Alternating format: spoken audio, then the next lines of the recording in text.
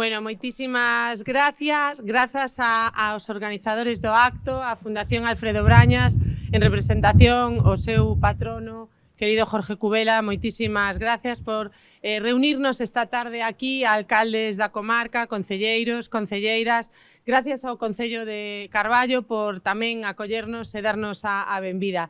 E grazas a estes rapaces e rapazas do Instituto de Alfredo Brañas, que leva o nome do noso homenaxeado, que hoxe exerceron de representantes da mocidade, que ten que continuar dándolle voz a Brañas e dándolle voz a toda a súa obra. Moitísimas grazas, de verdade.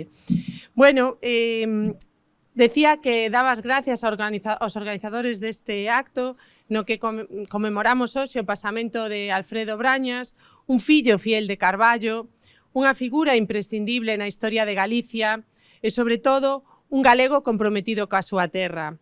Un compromiso con Galicia que el nunca concibiu como algo excluinte ou exclusivo, senón como unha tarefa colectiva que nos obriga a todos, sen máis obediencias que a que lle debemos aos galegos e galegas.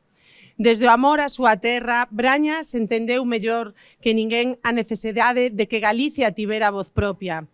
Unha voz que dende o Partido Popular de Galicia seguiremos traballando para que sexa escoitada no resto de España.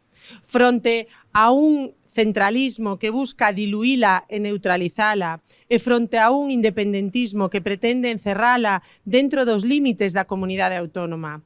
Trátase dun legado que convén reivindicar tamén no que se refire á nosa lingua, esa lingua que Brañas tanto amou e promoveu.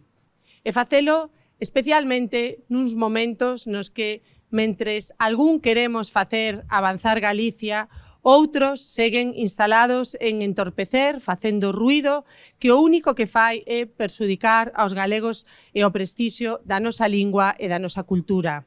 Por iso, hoxe, dende o Partido Popular de Galicia, rendemos homenaxe a Alfredo Brañas, a súa visión e a súa loita por Galicia, pero tamén renovamos o noso compromiso con esta terra, cos galegos de hoxe e de mañán.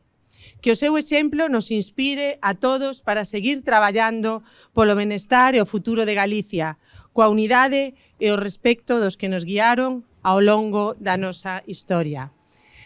Moitas gracias a todos por acompañarnos nesta tarde e creo que agora imos ter unha actuación que espero que os guste e non vos vaiades. Moitas gracias.